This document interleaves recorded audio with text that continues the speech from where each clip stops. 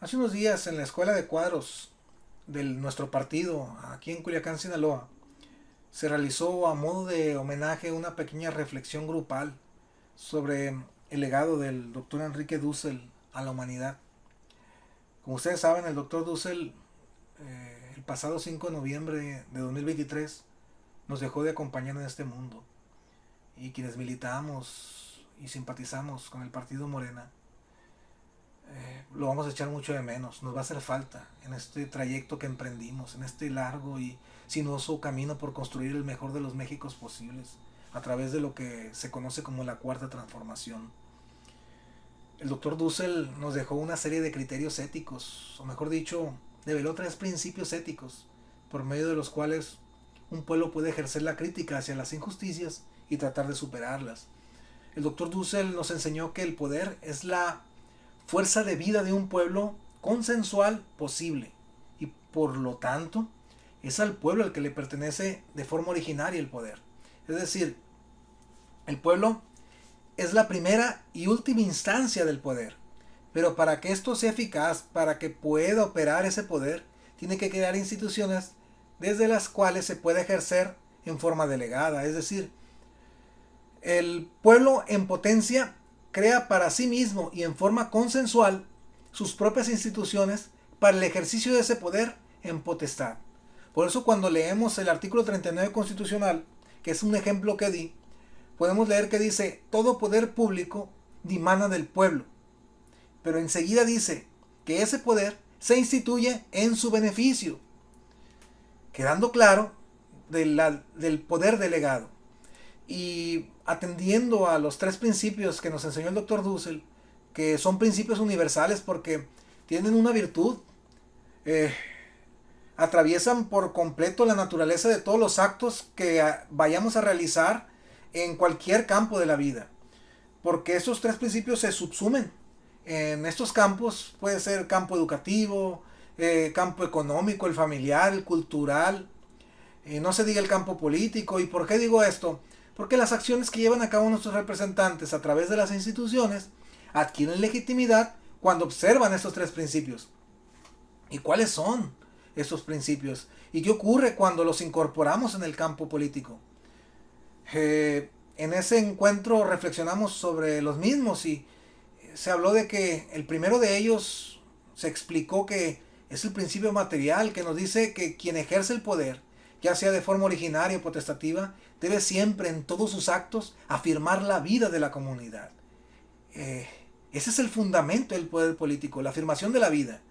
¿Y cómo entendemos esa abstracción? Les voy a dar un ejemplo que siempre se utiliza y que nos lo mostró el doctor Dussel para establecer una diferenciación entre su ética, que es de principios, y la ética que nos enseñaron en la escuela y en la secundaria y en la prepa, que es una ética de valores. Ustedes ven esta botella tiene agua. Por lo tanto, el contenido de la misma tiene un valor, porque tiene un valor en tanto nos permite satisfacer una necesidad. Porque cuando tenemos sed, tomamos agua. Pero ¿qué pasaría si no tomamos agua? Pues nos podríamos morir. En nuestra corporalidad, los seres humanos estamos compuestos de alrededor del 70% de agua. Por lo que cada órgano de nuestro cuerpo, cada tejido, cada célula de nuestro cuerpo necesita agua para sobrevivir. Entonces, el agua adquiere su valor en la medida que se convierte en un medio para alcanzar un fin, que es la afirmación de la vida. En cambio, los principios que nos enseñó el doctor Dussel son exigencias normativas, son exigencias universales para todos los seres humanos. De ahí la naturaleza de nuestros actos, porque hemos venido a esta vida para producir, reproducir y desarrollar la vida en comunidad. Esa es la razón por la que surgieron los derechos humanos y las garantías para su cumplimiento, porque es a través de las garantías de estos derechos como podemos producir, reproducir y afirmar la vida de la comunidad. Todos estos derechos humanos representan valores o bienes que en un determinado tiempo una comunidad a una comunidad le permite cumplir como mediación para un fin. En nuestra legislación sinaloense tenemos reconocidos y garantizados derechos materiales como el que estamos hablando, el derecho al agua, también el derecho a una alimentación sana y suficiente y nutritiva. Pero también hay aquellos derechos que garantizan valores o bienes espirituales, como el derecho a la educación, el derecho a la justicia. Y así podríamos seguir con un catálogo bastante amplio que se rige bajo estándares internacionales. Entonces, volviendo al agua, si no necesitáramos agua para vivir, imagínense, ¿esta tendría algún valor? Pues claro que no, pues ya nos representaría un satisfactor que cubre alguna necesidad y por lo tanto no constituiría un derecho, ni tampoco el Estado estaría obligado a garantizarlo. Ahora, si el agua tiene un valor, ¿la vida también tendría valor? La respuesta es no, la vida no tiene valor, la vida es sagrada, la vida tiene dignidad. La vida es el fin último, es el fundamento de nuestra existencia. La vida es la condición absoluta y universal de todas nuestras acciones. Por lo tanto, el principio de afirmación de la vida se nos exige, se nos impone, y ello deriva en que en todos nuestros actos debemos de tratar de producir, reproducir y desarrollar la vida de la comunidad política. Pero el doctor Dussel nos decía, no cualquier vida, sino una vida plena, una vida que nos permita ser felices, una vida digna de ser vivida. En cuanto al segundo principio, que es el principio de validez, o mejor dicho, en el campo político le llamamos principio democrático, el cual nos exige que todas nuestras acciones deban ser por consenso, es decir, deben tener una participación simétrica e institucional de la comunidad política. Si nuestro accionar se rige bajo los principios material y de validez, que es el democrático, esa acción va a adquirir legitimidad. Para este principio democrático podría servir de ejemplo los cambios legislativos que realizan en el Congreso del Estado, que son votados por nuestros representantes populares a través de mecanismos democráticos como el voto mayoritario.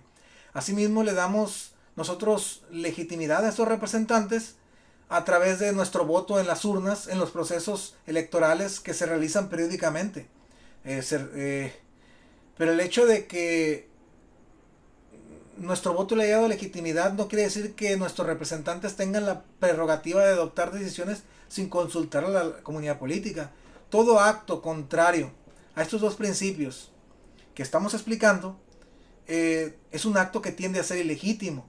Es por ello que para que adquiera legitimidad, esos actos deben contar con la participación simétrica de aquellos que se puedan ver afectados por la decisión que vayan a tomar. Entonces, esos actos deben procurar acordar con la comunidad política y obtener su aceptación. Deben de procurar alcanzar un consenso suficientemente racional. Porque al final, quien toma las decisiones en última instancia es el propio pueblo, y quien obtiene la representación popular adquiere un mandato obedencial.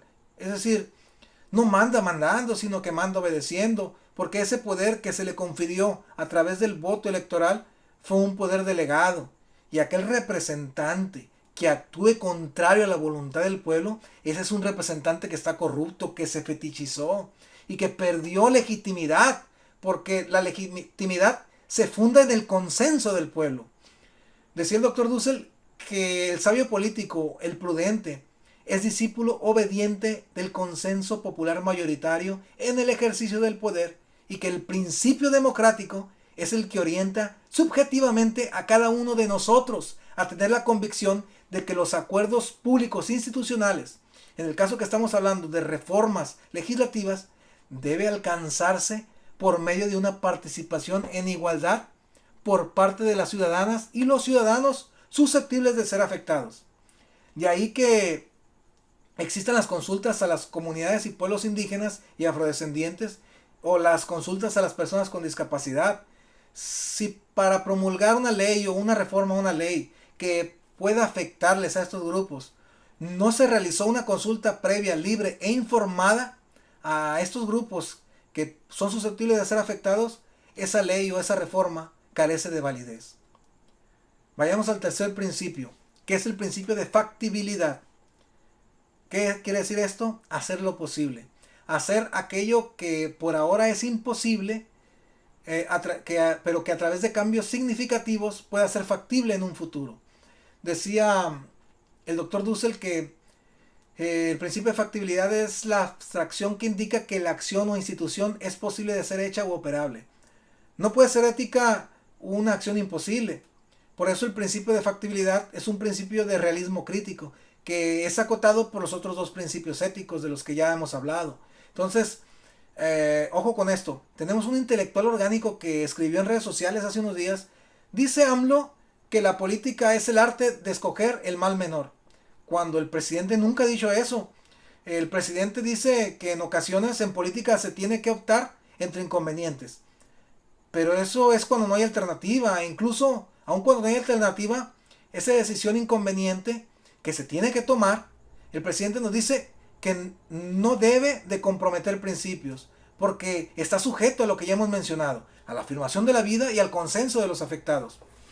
Si todo lo dejamos a las negociaciones políticas, pero sin tener como criterios orientadores el principio material de aumento de la vida de los afectados, ni el principio democrático, al excluir a los afectados en la toma de decisiones, ese representante popular que tenía cierta legitimidad es alguien que no está velando por los intereses de la comunidad política, por lo tanto se vuelve ilegítimo. Porque no está protegiendo a los afectados, está protegiendo los intereses propios o de grupo. Nos decía el doctor Dussel que si el representante popular llega a través de las negociaciones políticas a las metas que propuso y consensó con la comunidad política a la que representa, ojo, ese representante es eficaz. Ahí se cumple el tercer principio. Por eso quien pretende ejercer el poder de forma delegada debe de asumir la responsabilidad de ocuparse de la organización estratégica y táctica para materializar los anhelos y las reivindicaciones por las que ha luchado por décadas nuestro pueblo. Por siglos, diría yo. Pero lo anterior, al sugerir que debemos de alcanzar el plan C, como sea y con quien sea, sin importar los principios, con tal de obtener la mayoría calificada en las dos cámaras del Congreso de la Unión, porque tenemos el deber de construir el segundo piso de la cuarta transformación, hay que tener cuidado con esas afirmaciones. Tenemos que ser eficaces, nos dicen, pero ¿qué tipo de eficacia? Quizá el representante popular logre, solo a través de negociaciones políticas, sin sujetarse a los principios material y democrático, alcanzar esa mayoría. Pero esa eficacia es una eficacia destructora y pervertida. Ese representante popular es un rufián, es un corrupto carente de principios. Hay que tener mucho cuidado. Lo imposible entonces es aquello que de momento nos supera. Por eso siempre debemos de tener horizontes utópicos y realizar todas nuestras acciones con el propósito y la convicción de avanzar hacia ese mundo que en el aquí y en el ahora no es factible, pero siendo creativos, siendo juntos, siendo prudentes, rigiendo nuestras acciones sin comprometer principios ni el proyecto de nación, podremos adquirir la fortaleza que nos permita afrontar las dificultades en ese largo camino por la transformación de la vida pública en México. Hay algo que escribió el doctor Dussel con lo que me gustaría terminar, que habla del principio de factibilidad que cambia la conciencia de las épocas de la historia y que hace posible lo que parecía imposible. Dice el doctor Dussel: la justicia, virtud comunitaria fundamental, debe inculcarse en la familia y en la escuela, en las acciones cotidianas de la sociedad política.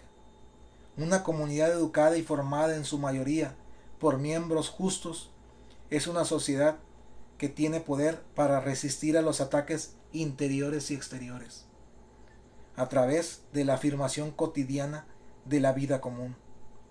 La corresponsabilidad en el cuidado de los bienes comunes es el muro que impide la invasión de la pobreza y la corrupción entre sus miembros. Hacia una nueva cartilla ético-política. Esta es la revolución de las conciencias, compañeros. ¿Cómo nos va a hacer falta el doctor Dussel? Faro de luz. Lo llevamos en el corazón.